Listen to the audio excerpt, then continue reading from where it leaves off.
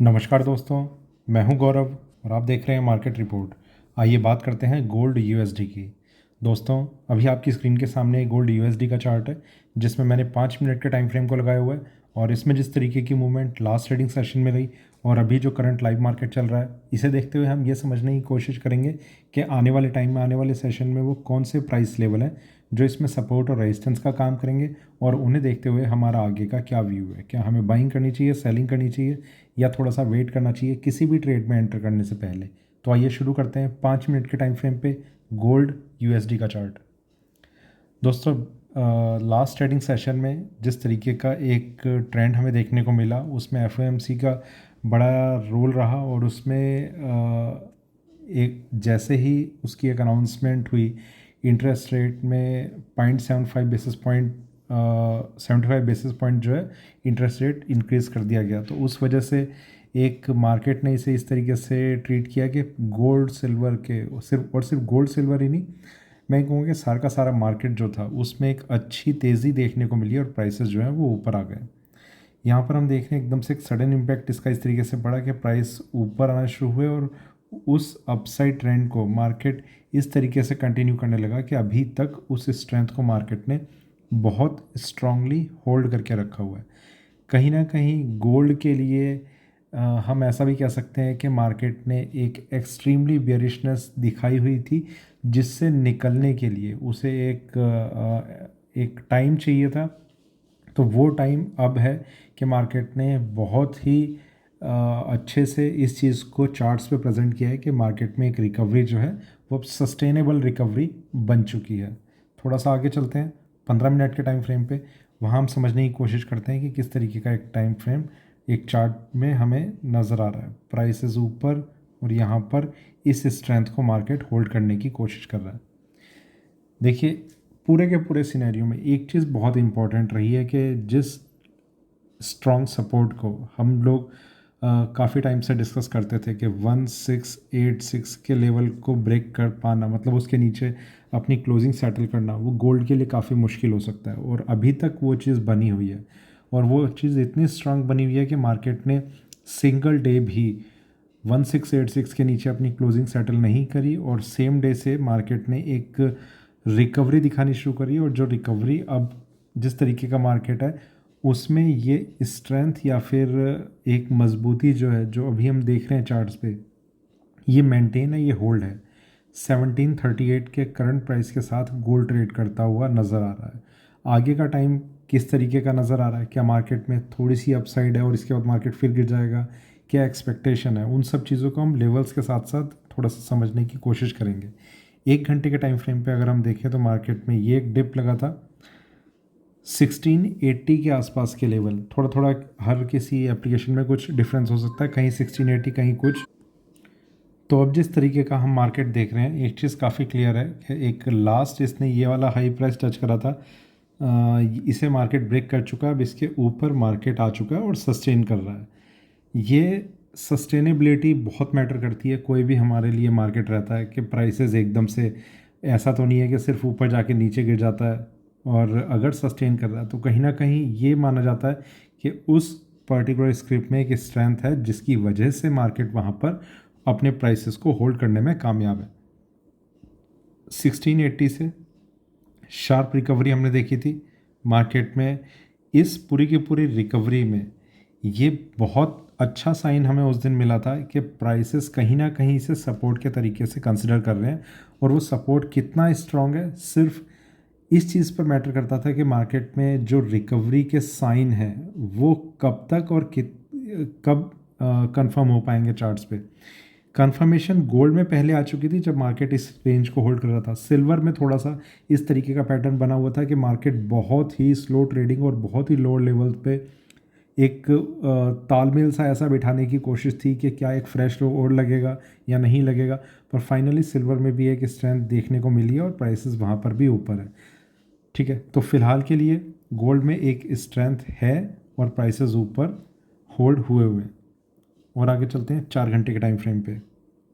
यहाँ पर अगर हम देखें गोल्ड के प्राइसेस में लगातार एक के बाद एक करेक्शन का फेज़ बना हुआ है और यहाँ से मार्केट ऊपर जाने की कोशिश कर रहा है।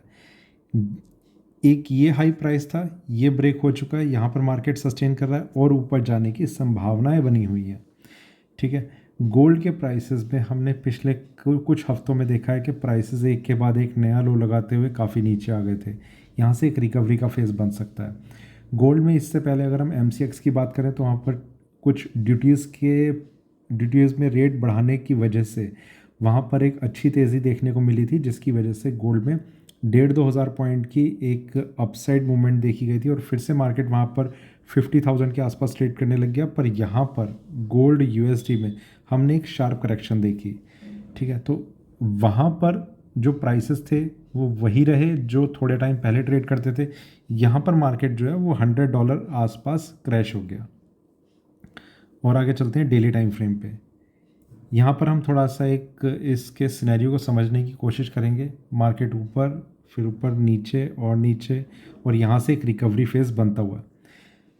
देखिए, एक बियरिशनेस था, एक बियरिशनेस थी। यहाँ पर मार्केट की ये रिकवरी बन रही है।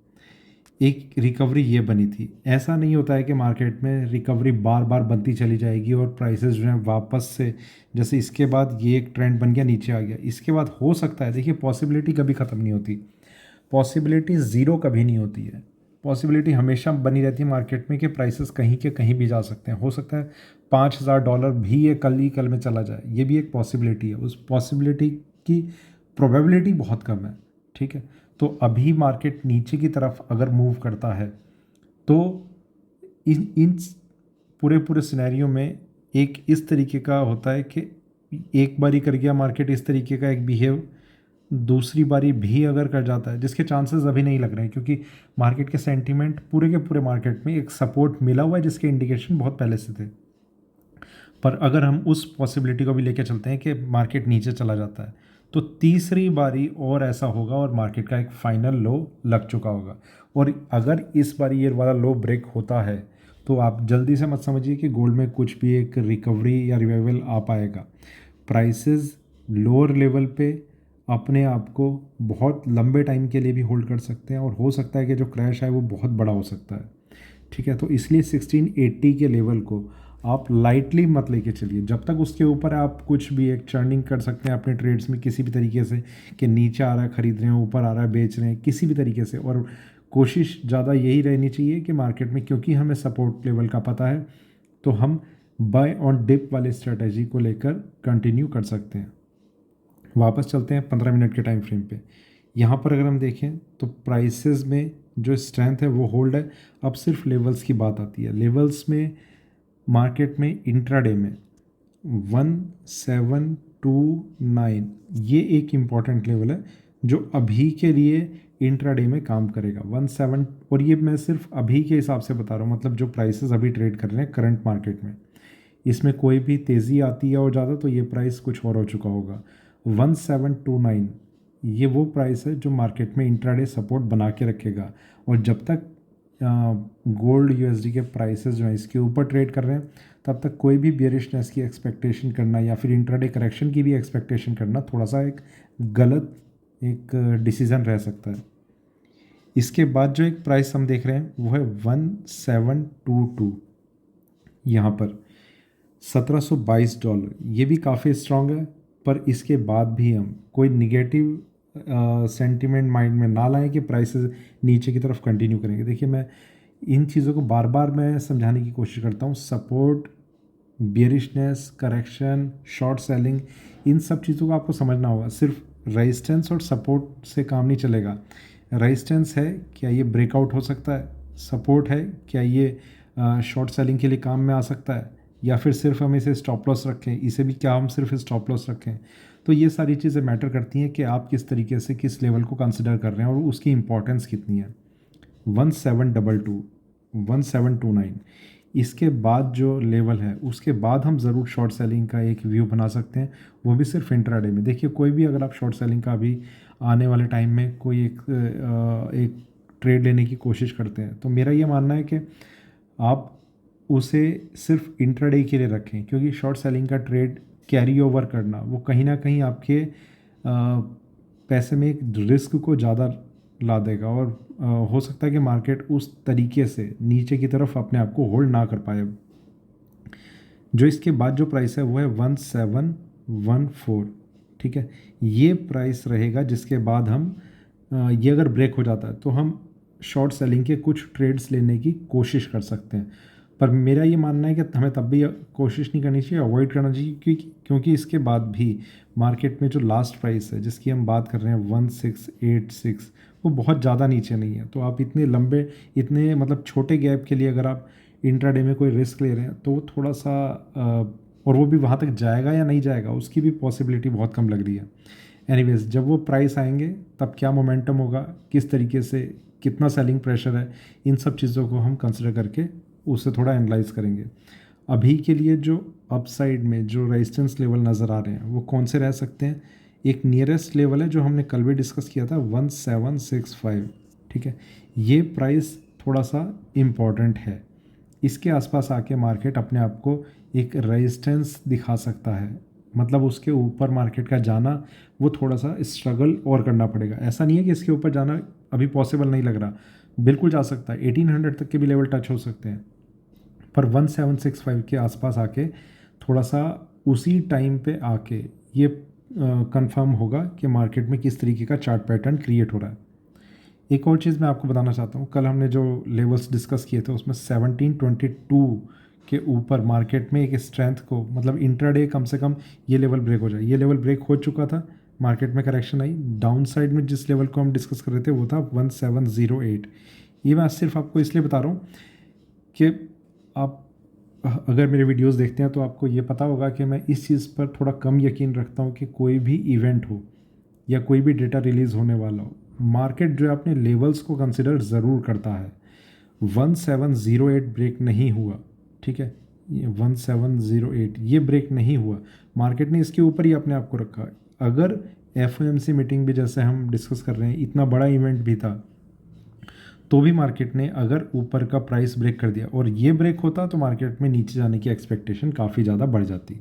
एनीवेज, ये सिर्फ एक एग्जांपल है जो मैं बीच बीच में आपको बताता रहता हूँ। कई बार ये ऐसी चीज़ें आती हैं कि हम लेवल्स को थोड़ी सी कम इम्पोर्टेंस देते हैं, जबकि इनकी इम्पोर्टेंस इतनी होती है कि आपको ये हमेशा समझना चाहिए कि अगर आप इसे इग्नोर कर रहे हैं तो मार्केट आपको इग्नोर करना शुरू कर देता है, ठीक है। अगर आपको ये वीडियो अच्छे लगते हैं तो आप चैनल को ज्वाइन कर सकते हैं, सब्सक्राइब कर सकते हैं, इस वीडियो को ज़्यादा से ज़्यादा शेयर कर सकते हैं और बने रहें मेरे साथ, देखते रहिए मार्केट रिपोर्ट। धन्यवाद।